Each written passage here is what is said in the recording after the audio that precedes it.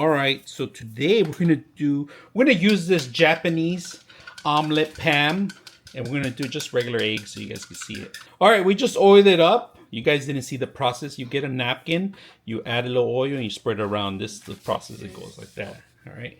Just a little bit of oil. Don't overdo it. And with this, so what you do is you start over here and you do a thin layer of egg. Thin layer of eggs, all right? That was a lot of egg, but it's okay. Yeah. Just mix it around. If you pass it, it's fine. And then you go add your ingredients on your egg, all right? You want to make any kind of flavoring. So I added seasoning, but that's optional, up to preference. Hey! You scared me! Are you recording? Just the neighbors, yeah. Okay, I'm gonna start folding it.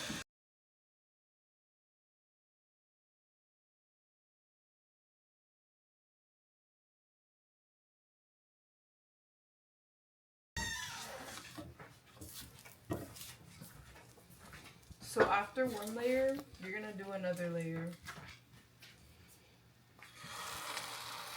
Yeah, it's like one more layer.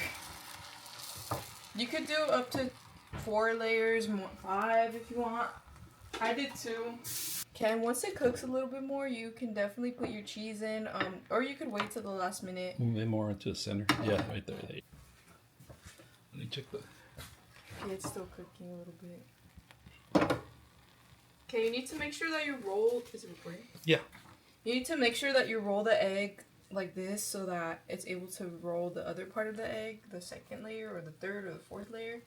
So here I'm just adding cheese because I love cheese with my eggs. You could add your sausage or bacon and anything you want on your omelet, all right? So once the main layer is on this side, we're going to start folding it, and that's to be it, all right? The simple omelet. This pan is a Japanese pan omelet.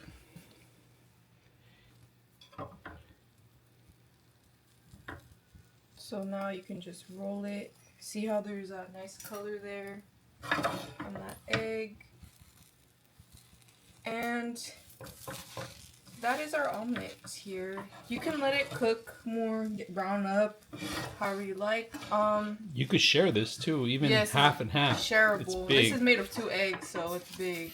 So here's my omelet. I'm gonna go ahead and cut it through the middle and get a view of this cross section here.